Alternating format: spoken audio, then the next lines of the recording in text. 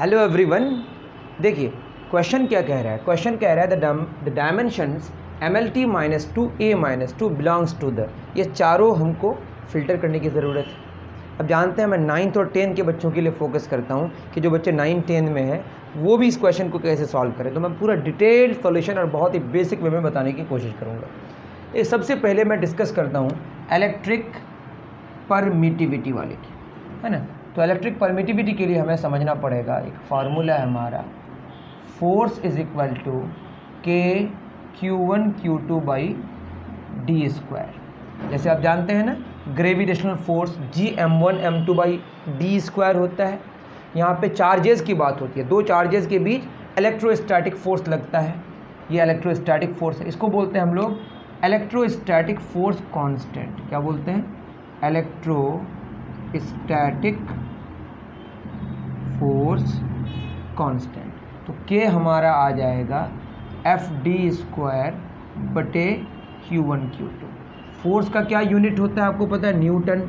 Distance का metre square. Charge का coulomb क्या होगा? Coulomb square. न्यूटन क्या होता है हमारा? किलोग्राम मीटर पर second square. Force mass into acceleration. देखिए अब साथ साथ में ना चीज़ें मतलब और अच्छे से जानिए। तो किलोग्राम है तो किलोग्राम में K और G में दोनों के बीच कोई गैप नहीं है। किलोग्राम एक यूनिट है, मीटर एक अलग यूनिट है, दोनों के बीच में एक गैप है। किलोग्राम में K छोटा है, सेकंड में S छोटा है। ये सब आप ध्यान रखें, बाद में इसका इशू हो सकता है। कूलम क्या होता है? चार्ज का क्या फॉर्मूला होता है हमारा? करंट गुना टाइम, एम्पियर सेकंड, तो होगा एम्पियर सेकंड का होल स्क्वायर।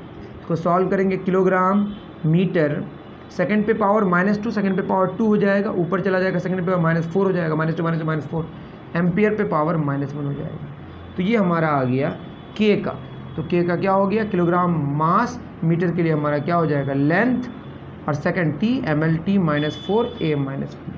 ये हमारा K का डायमेंशन हो गया। अब बाद में जानेंगे K को हम मैथमेटिकली 1/4πε लिखते हैं। यहाँ पे इप्सिलॉन को कहते हैं परमिटिविटी, या पूरा नाम है इसका इलेक्ट्रिकल परमिटिविटी। तो यही हमारा है इलेक्ट्रिक परमिटिविटी। क्या हो जाएगा? इप्सिलॉन बराबर हो जाएगा, इधर लेके जाएंगे 1/4πK। 4π तो कांस्टेंट है, तो ये हो जाएगा हमारा 1/K। तो ये 1/ ये वाला हो जाएगा, ये m 1/m, m ऊपर जाएगा तो m पे पावर -1, l ऊपर जाएगा l पे पावर -1, t पे -4, नीचे से ऊपर जाएगा 4 एम्पियर 1। तो ये आया m -1 l -1 T4A1। समझ रहे ना, 1/K की है, 4π तो कांस्टेंट है, तो 1/K वाला सब ऊपर चला गया। m -1 l -1 क्या हमारा होगा? m -1, अगर मैं सही किया हूँ तो चेक कर लेते हैं, ML3 आना चाहिए। तो हमने कहाँ गलती की, थोड़ा सा देख लेते हैं, रुकिए। ठीक है, तो हमने गलती कहाँ की है? ये न्यूटन के लिए हमने लिखा किलोग्राम मीटर पर सेकंड स्क्वायर। तो मीटर स्क्वायर तो ऑलरेडी है ना, जो मैं छोड़ दिया था। तो मीटर स्क्वायर और मीटर क्या हो जाएगा? मीटर क्यूब, दैट इज़ यहाँ L3 हो जाएगा, और यहाँ L3 ऊपर जाएगा तो L पे पावर -3 हो जाएगा। तो m -1 l -3 T4A1। अगर कोई गलती हो तब भी मैं स्टेप तो सही बता रहा हूँ ना, उन स्टेप्स के अकॉर्डिंग आप करें, आपका रिजल्ट आ जाएगा। तो आप देखें यहाँ पे m -1 l -3 T4A1, तो जो रिज़ल्ट है हमारा आना चाहिए MLT -2A -2, तो ये हमारा गलत हो गया, मतलब ये ऑप्शन सही नहीं है। अब हमारे पास 3 ऑप्शंस बचे, उनको हम समझने की कोशिश करते हैं। ये आया m -1 l -3 T4A1, और मुझे लगता है कि आपको बात समझ आई। ओके, चलिए बहुत बढ़िया। तो एक हमने फ़िल्टर कर दिया, दूसरा किसको फ़िल्टर करना है? दूसरा मैग्नेटिक फ्लक्स को समझने की कोशिश करते हैं। अब इसको देखने की कोशिश करेंगे, मैग्नेटिक फ्लक्स। तो मैग्नेटिक फ्लक्स के लिए हमें पहले मैग्नेटिक फील्ड समझना पड़ेगा। क्या समझना पड़ेगा? Magnetic field. आपको एक फार्मूला पता होना चाहिए, F = QVB, जहाँ पे Q चार्ज है और V वेलोसिटी है।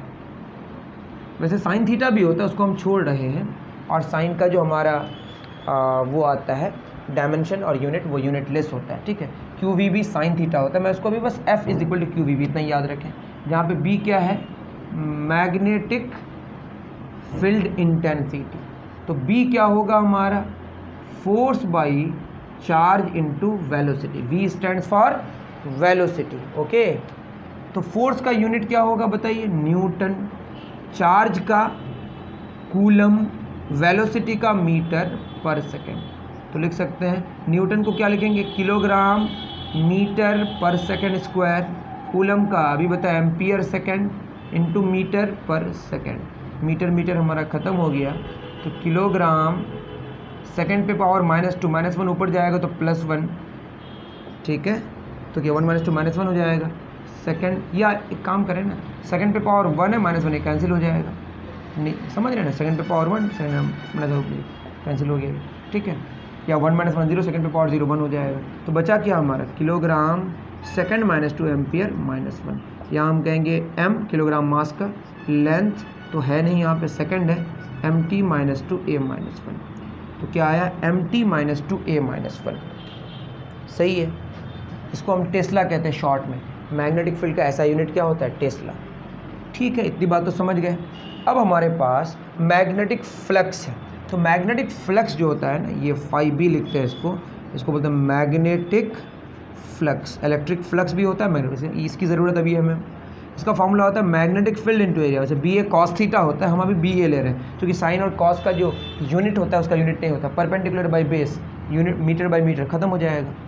मैग्नेटिक फील्ड कितना आया हमारा, mt -2 a -1, और एरिया का क्या होता है, मीटर स्क्वायर L2, हम डायरेक्टली इसी का इस्तेमाल कर लिए, इसका ये इस्तेमाल किए, L2 मतलब एरिया, ये एरिया है, एरिया मतलब लंबाई गुना चौड़ाई, length into breadth, L into L2 हो जाएगा, तो हो जाएगा कि वहाँ क्या हमारा m L2 t -2 a -1, क्या है ML2 t -2 a -1, बिल्कुल सही है ये, लेकिन इसको मैच नहीं किया, m कुछ और है, MLT -2 a -2 है, फिर इसको भी हमने चेक किया और पाया कि ये तो नहीं है, ठीक है, इसको उतार लीजिए, डन, बहुत बढ़िया। अब हम जान लेते हैं सेल्फ इंडक्टेंस, क्या जान लेते हैं, सेल्फ इंडक्टेंस। सेल्फ इंडक्टेंस क्या है हमारा, सेल्फ इंडक्टेंस, इसका सिंबल वैसे हम लोग L लेते हैं, सिंबल कोई मैटर नहीं करता, ये होता मैग्नेटिक फील्ड बटे करंट, वैसे इसका कॉन्सेप्ट अलग, अभी आप जानिएगा बाद में, अभी हम बता दिए आपको मैग्नेटिक फील्ड बाई करंट, किसको हम जान रहे हैं इसको, ठीक है। मैग्नेटिक फील्ड का अभी हमने जाना, कितना जाना मैं भी भूल गया, ML2 t -2 a -1, ML2 t -2 a -1, और करंट का A, तो क्या होगा ML2 t -2 -1, ये +1 ऊपर -1, तो a -2 हो जाएगा, तो ये हो गया हमारा ML2 t -2 a -2, किसका हुआ, मैं क्या पहले बताया, आई एम सॉरी, कुछ गलती हुई क्या,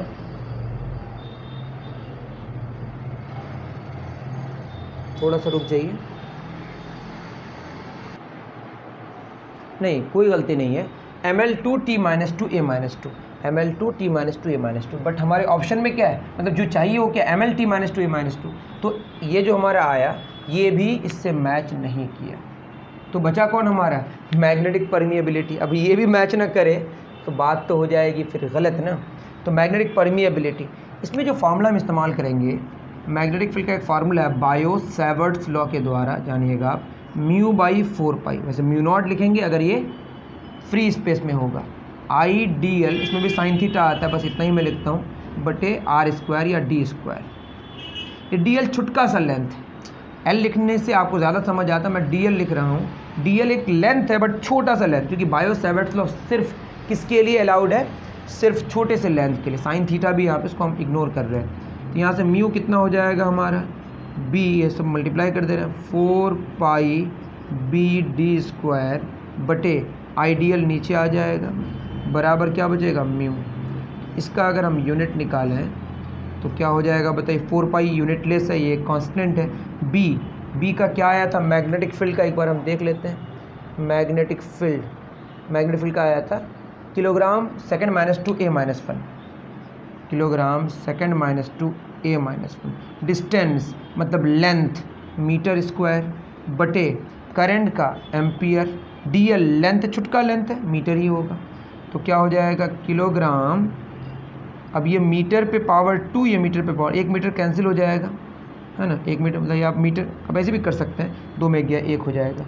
किलोग्राम मीटर सेकंड -2, ये -1 है, ये +1 ऊपर जाएगा, -1 -1 -2 हो जाएगा, एम्पियर -2। किलोग्राम मास के लिए, मीटर लेंथ के लिए, सेकंड टाइम के लिए, एम्पियर मतलब करंट, ये mlt -2 a -2। तो आपको समझ आ गया होगा कि यही मैच किया। तो थोड़ा सा मैंने ज़्यादा वक्त दिया, क्योंकि मैं फिर कह रहा हूँ मैं जूनियर बच्चों के लिए क्वेश्चंस को सॉल्व कर रहा हूँ, वैसे आप सब लोग कर सकते हैं। तो ठीक है, उम्मीद करता हूँ कि आपको मज़ा आया होगा। मिलते हैं फिर नेक्स्ट वीडियो में। Thank you very much.